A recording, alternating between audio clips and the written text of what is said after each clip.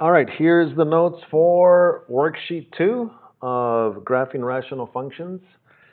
Okay, now we're going to look at graphing these functions here. The graphs will look the same again for, as far as graphing them is concerned, you'll see again the curve. There'll be a curve, on both quadrants. Again, it's not going to be of the x and the y axis, but just to give you an example, there'll be a curve, they're opposite diagonally of each other, or they'll be here and here, right? Again, you're going to use the asymptotes for that.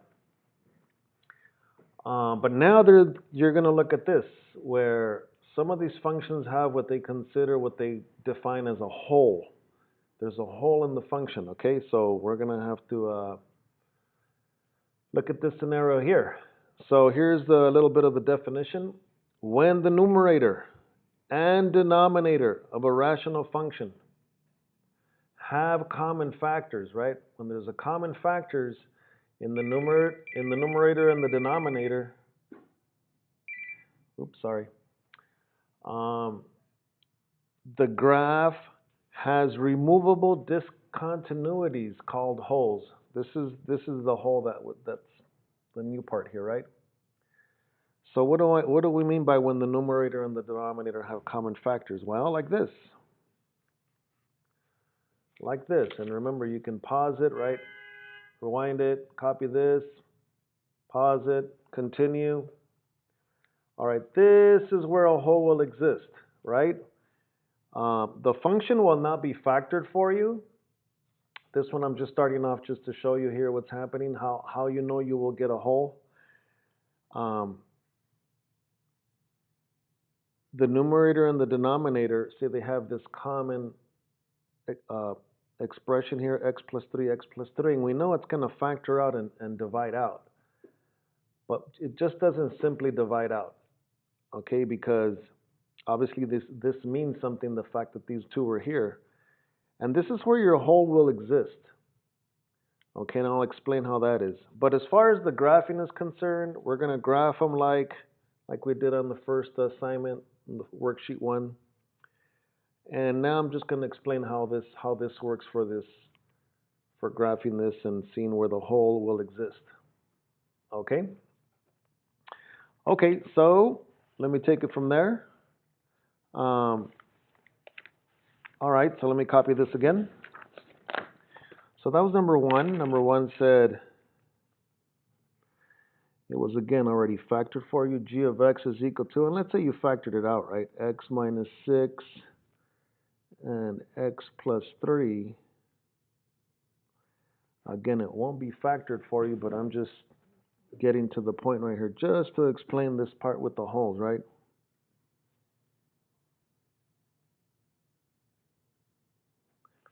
Okay. So this is where the hole is going to exist. What value of x here? What value of x here will make this a 0, right? We can't have a 0 in the denominator. So x equals to what? -3, right? At -3, we'll get a 0 here. So this is where the hole will exist.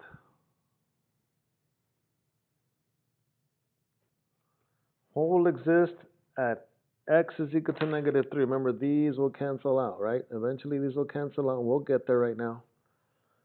Okay?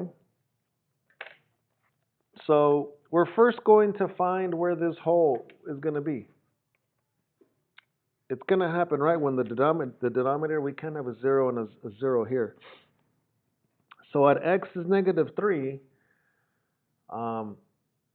is actually now the value of x that you're going to choose. Remember before we were picking a value of x and it was 0?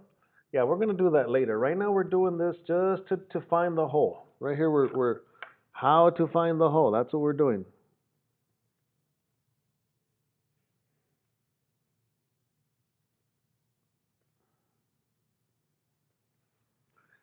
Okay? So if I know that it's going to be at x is equal to -3, right? Because -3 plus 3 will be 0. That's the value of x. So what you have to do now is substitute. Substitute x, substitute this value of x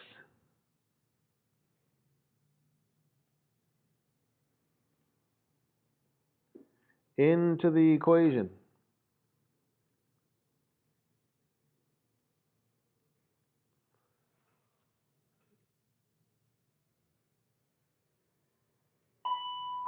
Mr. Fonseca, please Okay. contact the main office. Mr. Fonseca, An announcement. please contact the main office. But we know that here, g of x is equal to x minus 6 and x minus 2. We know that here these are going to cancel out, right? So I don't have to put it here. I don't have to put it here for these. These are going to divide out.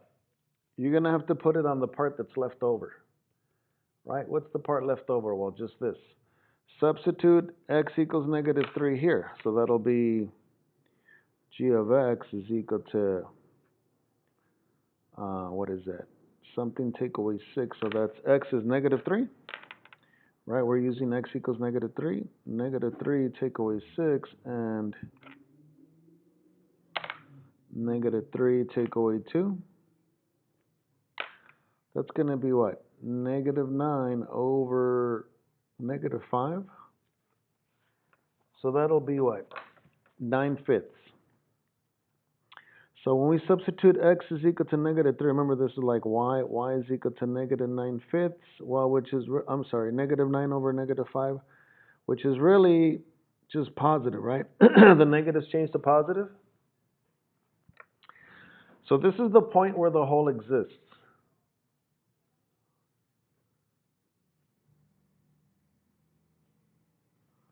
At x was negative 3. And what do we get? 9/5. So obviously the hole is going to exist where the graph is. So we kind of already found out, or we'll get to the part where we don't have to pick a value of x anymore. We have a value of x. Now we got to come back over here, right? Come back over here and look at this. Look at this function here, and remember these already canceled out. So you just have to graph this part, which will be similar to like worksheet 1. Okay, so the hole we know is here. So now let's graph.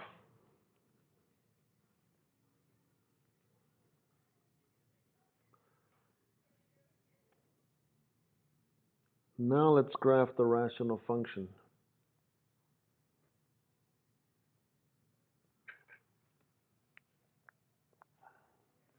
Okay, well, I'm going to begin again. I'm going to write the whole thing again. X minus 6, x plus 3, x minus 2, and then x plus 3. But remember, these canceled out. These canceled out. So now your rational function is going to be just like worksheet 1. Let's just go back to the way we did worksheet 1. So we're simply going to graph this. G of x is equal to, well, I only have x minus 6 over x minus 2. Right? This is what we're going to graph now, because, right, those canceled out. So we're just graphing this part. And remember, for this, we had to find a vertical asymptote and a horizontal asymptote. Well, I'm gonna copy this twice, right? G of x is equal to x minus 6 over x minus 2, and over here, g of x is equal to x minus 6. I know some of you will probably do it all in one place, but I don't want it to be so busy. So remember one of them here. One of the asymptotes is at what? X is equal to positive 2, right? Set this equal to 0, solve for x. X cannot be 2. So here's one asymptote.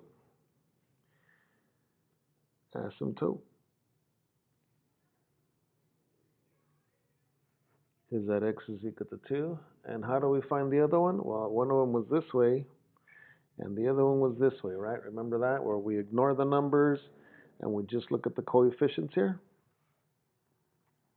So that's going to give you what? Well, that's y is equal to 1 over 1.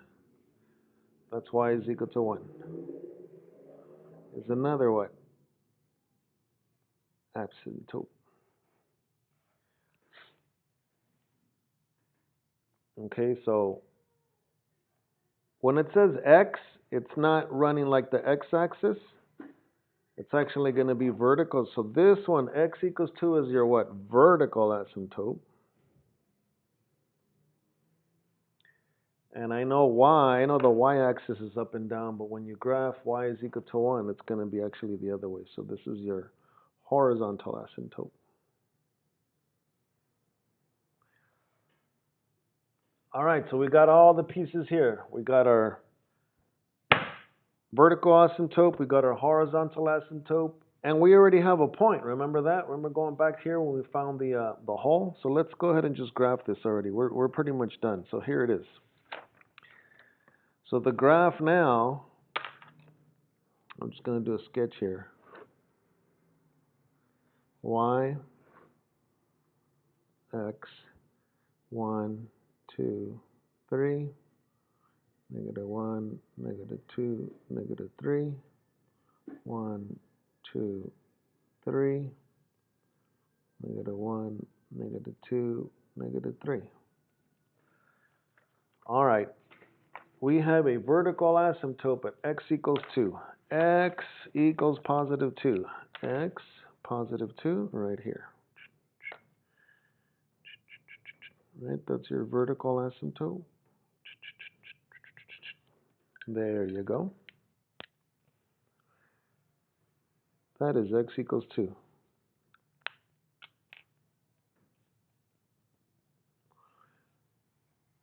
Then your horizontal asymptote was y is equal to 1. So we go there. Y, positive 1, right here.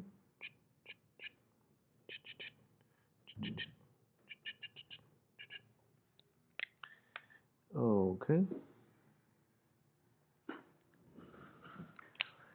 And then remember, we already found where the hole exists. The hole has to exist where the graph is, right? So this is already telling us where the graph, in which quadrant one of those curves exists. So -3 9/5, the hole is at -3. Let me see, hole is at -3 on the x and 9/5. How much is 9/5? Let's see, 9 divided by 5, 9. Well, I can't, it's almost 9 divided by 5. It's almost close to 2, right? Because 10 what am I doing? 10 divided by 5 is 2, so this is going to be like 1 point something. 9 divided by 5 equals, it's at 1.8. Everybody see that? 1.8. So -3, and then 1.8 is almost at 2 right here. -3, 1.8 is where the hole is, right about there. There's a hole right there in the graph. Well, that means the graph has to exist in this quadrant, right? So that means that the graph has to exist in this quadrant. So that means that the graph is, and you can get technical and say, okay, if x is 0, you get y 3. But anyways, the graph's going like this. The curve, right, is because it's a curve. And there's just like a hole right there. So one of the curves is here. That means that the other curves, remember, they're opposite diagonal of each other. It's over here somewhere like this.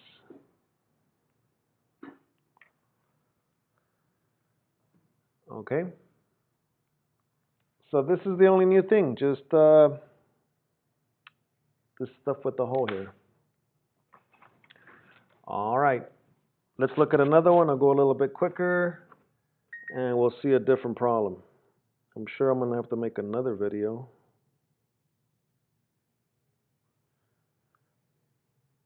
Okay. Actually, let me stop this one here. I'll do another one.